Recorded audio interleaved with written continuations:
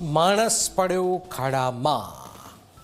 વરસાદે જૂનાગઢ પાલિકાના pre monsoon પ્લાનની તો પોલ ખોલી નાખી। શહેરના રસ્તાઓ પર પડેલા જીવલેણ ખાડાઓ હવે લોકો માટે અકસ્માતનું કારણ બની રહ્યા છે। આઝાદ ચોક ઓગડનગરમાં સીસીટીવીમાં કેદ થયેલા દ્રશ્યો કોઈનું પણ કાળજું કંપાવી દે એવા છે। ત્યારે શું થયું છે, શા માટે આની ચર્ચા થઈ રહી છે, આવું જોઈએ, જાણીએ, સમજીએ।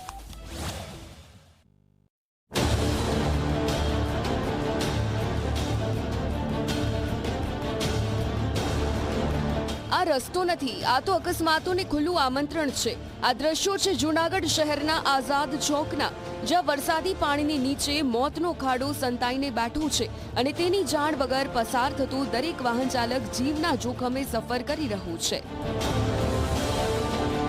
જુઓ, એક બાઇક સવાર પાછળ મહિલાને બેસાડીને પસાર થઈ રહ્યું છે, પરંતુ તેને ક્યાં ખબર હતી કે સામે રસ્તો નહીં પણ જીવલેણ ખાડો છે અને પડવાળમાં જ બાઇકનું આગળનું ટાયર ખાડામાં ગરકાવ થઈ જાય છે।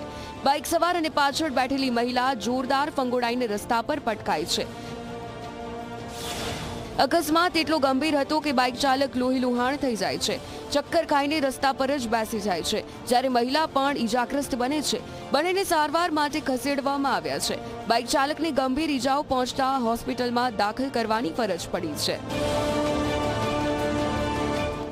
આજ સવારે 6:30 વાગે કામે જતા એની આઝાદ ચોક પર એની પર અકસ્માત થઈ ગયેલો કે ત્યાંથી ઉતરતા ત્યાં મેનહોલ પાણીના હિસાબે ભરાયેલો વરસાદના કારણે, એટલે ગાડી અંદર ધસાઈ ગઈ, એની અંદર પડી ગઈ, એટલે એને બહુ ગંભીર ઈજા આવેલી છે। અત્યારે નગરપાલિકાના એ કર્મચારી વોર્ડ નંબર 6 ની અંદર કોન્ટ્રાક્ટમાં કામ કરે છે। આ માત્ર એક અકસ્માત નથી, આ જૂનાગઢ મહાનગરપાલિકાની ઘોર બેદરકારીનો જીવતો પુરાવો છે। જે રસ્તા પર હજારો લોકો દરરોજ પસાર થાય છે, ત્યાં આવા જીવલેણ ખાડા હોય છતાં તંત્રની આંખ હજુ કેમ નથી ખુલી? અહીંયા 2 જણા પડ્યા, આગળના ખાડામાં 2 જણા પડ્યા, એ લોહી લોહાણ સિવિલમાં દાખલ કર્યા હતા, એને મોટરસાઇકલમાં લઈને મારા છોકરાને મોકલ્યો હતો, છતાં કોઈ કંઈ ધ્યાન દેવા નથી। રાતે 8 વાગે ખાડા પૂરવા, આ કોઈ પણ વસ્તુ કાંઈ કરેલી નહોતી એમ। આ કેટલા સમયથી તકલીફ છે તમારે? આ સમય આ 3 થી 3 મહિના પહેલા ને આને હજી રોડ ચાલુ થયો તેનું એમ તકલીફ છે। કાંઈ પણ કયો એટલી કે ભાઈ કાંઈ નહીં થાય। વેરો ભરો છો? વેરો તો આ બધા ભરે જ ને, વેરો ભર્યા વગર હાલે? આ એમને એમ રહે કંઈ? તો કેમ કામ નથી કરતા? કોઈ કામ નથી કરતા, કોઈને કંઈ કહેવાતું નથી, કોઈ કોર્પોરેટરને બોલાવાતો નથી એમ। એક વાઘેલા છે, એ અહીં આવીને એ કંઈ હા ના કરી જાય ભલે, બાકી ઓલા 3 કોર્પોરેટર હજી હાલમાં કંઈ જોયું નથી એમ। માત્ર આઝાદ ચોક જ નહીં, ઓગડનગર વિસ્તારમાં પણ સ્થિતિ કંઈ અલગ નથી।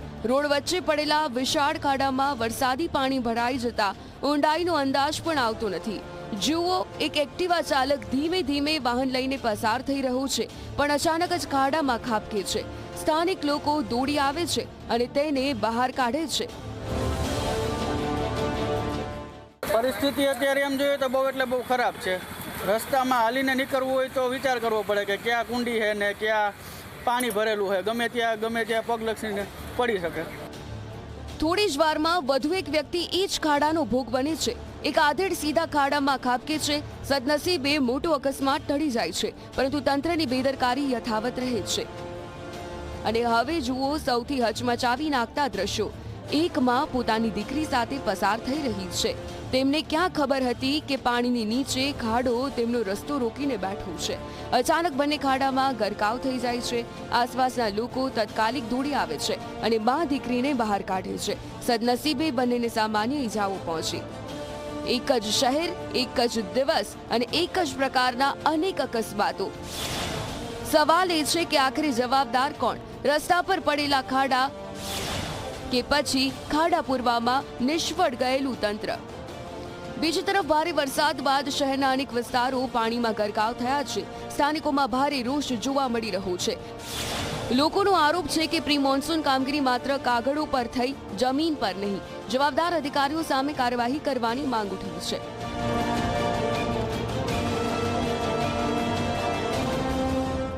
જ્યારે વિપક્ષે ચીમકી ઉચ્ચારી છે કે જો કામગીરીમાં સુધારો નહીં થાય તો ઉગ્ર આંદોલન કરવામાં આવશે। આગામી સમયમાં તમામ જગ્યાએ જ્યાં જ્યાં આવું છે ત્યાં અમે ઉગ્ર આંદોલન કરશું અને જ્યાં જ્યાં એવું લાગે ત્યાં લોકોને પણ સાથે રાખી મહાનગરપાલિકાની કચેરી ખાતે જ્યાં જ્યાં આવી જરૂર પડે ત્યાં તમામ જગ્યાએ કામગીરી નહીં થતી હોય ત્યાં કરાવડાવું। ખાસ વાત તો એ છે કે આજ વરસાદ પહેલા ડેપ્યુટી કમિશનર BK જાડેજાએ મોટા મોટા બણગા ફૂંક્યા હતા। સાંભળો શું બોલ્યા અધિકારી।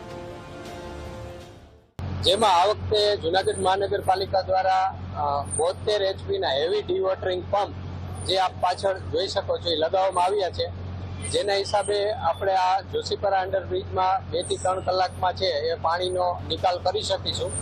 પરંતુ આજે રસ્તાઓ પર પડેલા જીવલેણ ખાડા, CCTVમાં કેદ થતા અકસ્માતો અને પાણીમાં ગરકાવ થયેલું શહેર તંત્રના તમામ દાવાઓને પોકળ સાબિત કરી રહ્યા છે। હવે જોવાનું એ રહેશે કે મહાનગરપાલિકા આ અકસ્માતમાંથી કોઈ બોધપાઠ લે છે કે પછી કોઈ મોટી જાનહાની બાદ જ જવાબદારી નિભાવશે। અશોક બારોટ, ઝી મીડિયા, જૂનાગઢ।